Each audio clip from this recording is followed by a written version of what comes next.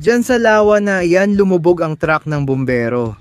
Grabe mga pare. O ano, kumusta naman si Via na bumbero ha? Si Via ang bumbero. Mukhang totoong truck ng bumbero. Ah, ito pala ang pinto. Mga pare, ito ang pinto. Kalokohan naman to. Kamusta sa lahat? Si Via ito.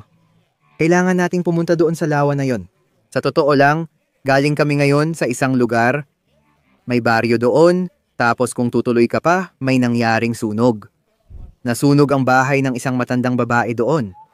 Dumating ang mga bumbero para apulahin ang apoy, pero kinulang sila ng tubig. Kaya ayon sa kwento ng mga taga rito, pumunta sila sa lawa na yon.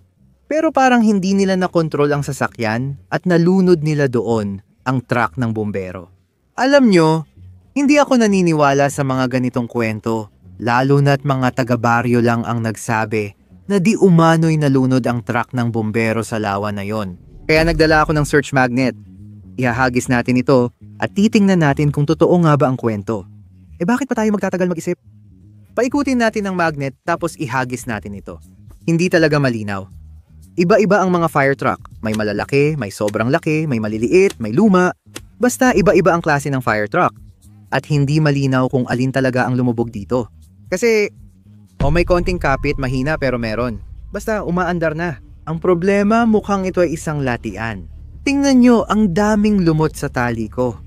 Pero doon, may mga bula na umaangat. Ibig sabihin, may nahuli tayo. Heto na. May mabigat o hindi maintindihan dito. Kita mo, ayan na.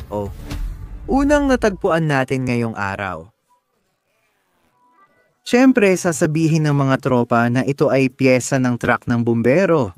Parang totoong pula na may guhit na puti. Pero pwede rin itong kahit anong bakal.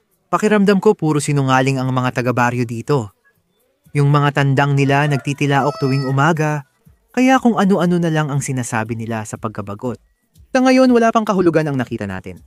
Tara, ituloy pa ang paghahagis. Sa totoo lang, nakakita na ako ng truck ng bumbero dati. Ibig kong sabihin, hindi sa ilalim ng tubig, kundi sa totoong buhay.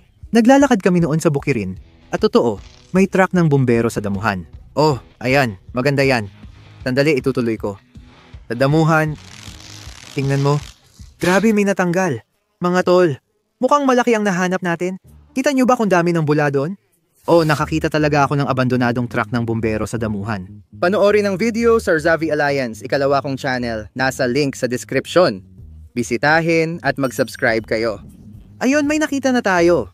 Ano kaya yon? Wala akong makita. Hindi pala. Ito ay dashcam. Karaniwan ang mga dashcam na ganito ay nilalagay sa mga sasakyan. Dito makikita ang velcro na idinidikit sa windshield. Paano kung totoo nga ang lahat ng ito? At naitala ng dashcam na ito kung paano lumubog sa tubig ang sasakyan, partikular ang truck ng bumbero. Ganito na lang. Kung mahilig kayo sa magnetic fishing, mag-ipon tayo ng 5,000 likes sa video na ito. Alam ko mas marami pa kaya ng subscribers ko. Mag-like kung mahilig kayo sa magnetic fishing. Patutuyuin ko muna ito at titingnan ang na-record. Tara, itapon ulit natin ang magnet. Handa akong mag-magnetic fishing kahit saan at kahit paano. Kaya mag-comment kayo.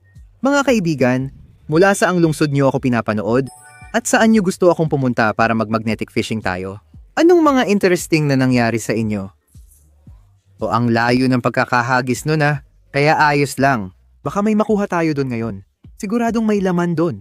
Tingnan mo, ngayon wala pa pero ngayon, ayan. Ramdam ko, tingnan mo, may mga bula na. Ayan. Siguradong may laman doon. Ibig sabihin, nahuli na natin ang nahanap natin. Kaya dahan-dahan na natin itong hinihila ng ganito.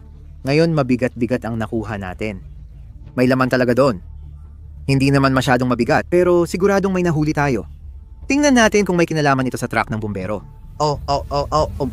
Ayan, opa. Grabe mga pare. Ito ay fire extinguisher sigurado. Ano bang nakasulat dito? Vanya bumbero, tanga. Ha. Grabe, tingnan nyo, medyo luma na siya, hindi naman sobrang sira, pero halatang gamit na. Mukhang may nangyaring kwento tungkol sa mga bumbero dito talaga. At tingnan nyo, gumagana pa yung fire extinguisher Opa, ayos pa. Tapos na.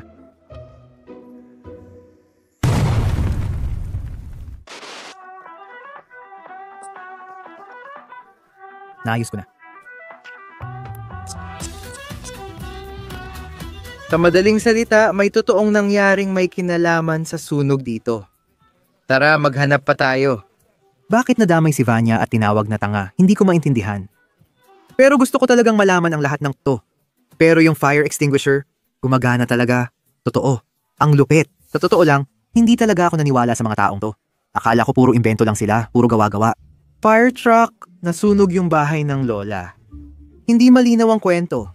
Pero ngayon, interesado talaga akong malaman kung sino si Vanya na bumbero. Ano rin ba ang tama?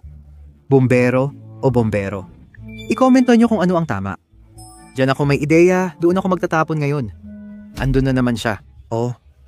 O tingnan mo ngayon. Mga bula, mga bula, mga bula. Oo. Oo. Ibig sabihin may nahuli na tayo. Sige, dahan-dahan. Ramdam ko may dumikit sa magnet. Tingnan mo kung gaano kating ang lubid. Sige. O ang daming bula doon, grabe. Ayos lang, ngayon kukunin na natin yan. Mukhang may nahuli talaga akong sasakyan. Pampamatay sunog. Natanggal. Sayang, akala ko makakalangoy tayo gamit ang lubid at mahahanap natin ang fire truck sa ilalim ng tubig. Ayun, nakita na. Uy, ang galing. Ay, natanggal. Sandali, ano yan? Ano to, Jose ba to? Grabe mga pare, fire hose to. Ang laki at bilog niya. Nakatali siya sa lubid. Grabe. Nako, ito na ang pangalawa nating natagpuan na may kaugnayan sa fire truck. Sino kaya ang nakakaalam kung ano? May orange, may pula. Alin bang side ang dapat ikabit? Sino kaya ang nakakaalam? Mayroon ba sa atin na marunong sa mga teknolohiya ng bumbero? Pakisulat na lang po sa mga komento. Ayan. Meron tayong maliit na fire extinguisher. Pero meron ding totoong hose para sa pag-apula ng apoy. Ibig sabihin, posible rin na may fire truck sa ilalim ng tubig. Maaaring bumaba siya dito o tumakbo papunta rito. At dahil sa banggaan sa tubig, nagkahiwa-hiwalay ang lahat. Ito ay siguradong nasa loob ng sasakyan. Ito naman ay nakakabit malapit-lapit. At itong bagay na ito malamang hindi rin masyadong nakakabit. At itong pyesa na ito, dito na ako nagsisimulang maniwala. Pyesa lang ito ng pakpak o ng iba pang bahagi ng sasakyan ng bumbero. Ganun lang, tumalsik lahat sa gilid sa lakas ng tubig. Mabilis silang pumasok, hindi nila nabibilang ng tama. Pwede rin naman, kaya sige, ituloy pa natin ang paghagis. Sa madaling salita, alam ko na yung lugar. Pero sa tingin ko, kaya namang abutin ng mga maliliit na isda yun. Baka yung truck nandito lang sa bandang ito or mas malapit pa. Hindi ako sigurado. Basta nakakahanap ako ng tagong lugar, hinahagis ko yung magnet at may nahuhuli ako. O may nahuli na naman. Mukhang maliit lang, magaan lang. Pero tingnan mo, malalaki rin yung mga bula. Ibig sabihin may nakuha talaga tayong bagay. Pero magaan lang yung nakuha natin ngayon. Hindi ko maintindihan kung ano yon. Sandali lang. Ang mahalaga, sana hindi ito makawala sa may pampang, gaya ng madalas mangyari. O ayos naman. Maayos at matibay ang takbo. Sige, dahan-dahan lang. Op, ayan, merong nahuli. Hindi malinaw, pero sabi ko magaan lang ito, nahuli pero nakawala. Sinasabi ko nga, lahat ng matagal na akong pinapanood, yung mga tunay kong old, alam nila na laging nakakatakas ang mga nahuhuli malapit sa pampang. Magsulat kayo kung gaano nakatagal nyo akong pinapanood at i-comment. Sino-sino ang mga old ko? Masaya malaman. O operasyon na hindi madulas sa putikan. Parang kalokohan lang. Oh, sandali. Teka, ito ay helmet. Ito ay helmet ng bumbero. Grabe. Ay grabe, pula pa. Siguro nahulog din ito mula sa loob ng sasakyan o kung ano man. Sige, ilagay mo na ang sombrero sa tabi, sa sabitan. At ito naman? Oo, ang baho, amoy latian talaga. Oh, kumusta naman si Bia ang bumbero ha? Si Bia ang bumbero. Ayos ba?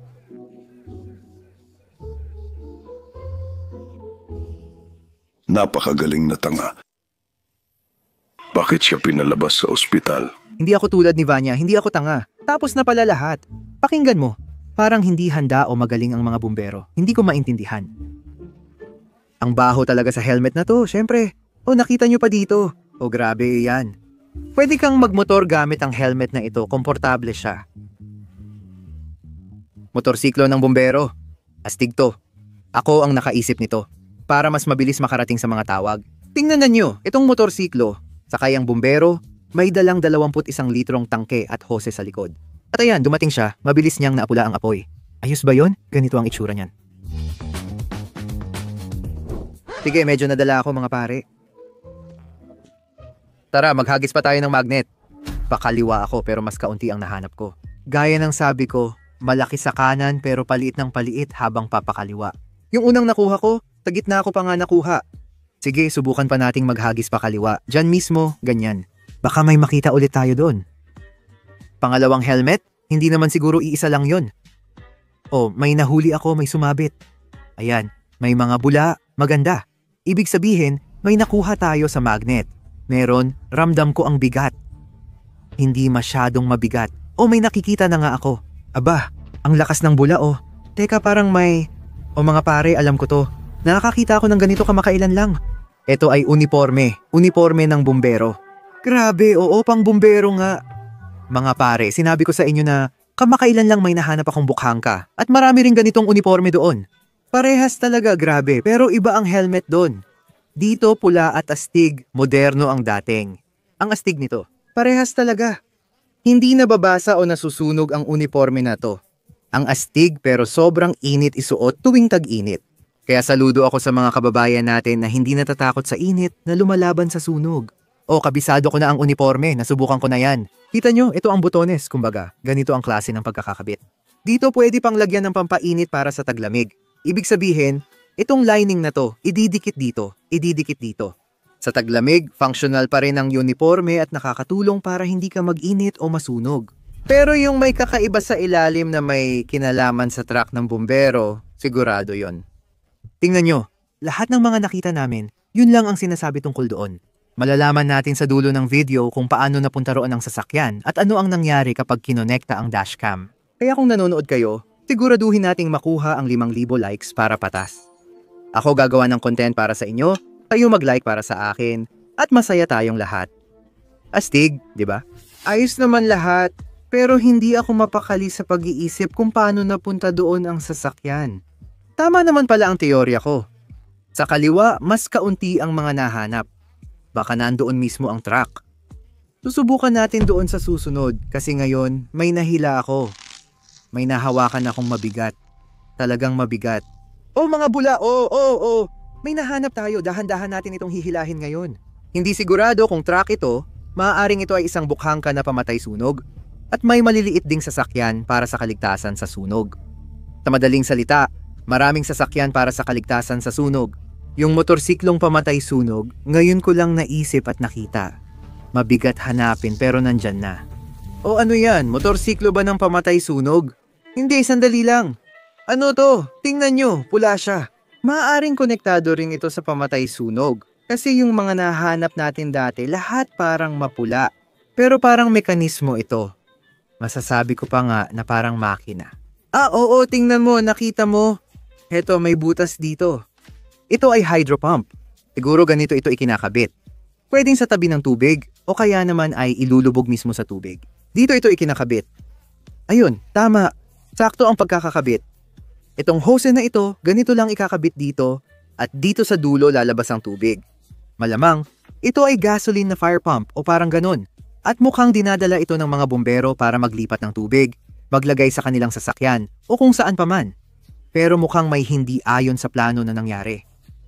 Malalaman pa lang natin ang totoong nangyari. Pero sa totoo lang, astig ang natagpuan. Diba? May mga adjustment at iba't ibang bagay dito. Sa madaling salita, kung alam nyo kung paano talaga ito gumagana at kung ano itong bagay na ito, parang may 6 na kung ano, pakisulat na lang sa mga komento. Sobrang interesante. Hindi ko pa nakita ang ganitong gamit ng bumbero noon. Sige, gaya ng pangako ko, may maliliit na natagpuan dito, pero hindi maintindihan kung ano. Ibig sabihin, iniisip namin na lumipad dito ang truck o sasakyan sa pinakamabagyong bahagi ng latian. Kaya doon namin ihahagis ang magnet, medyo sa kanan. Eksakto, doon din ito napunta. Ayan, wala, talagang wala. Pero ngayon, tingnan mo, malalaki na ang mga bula. Oo, may nahuli ako, mabigat. Hindi gumagalaw.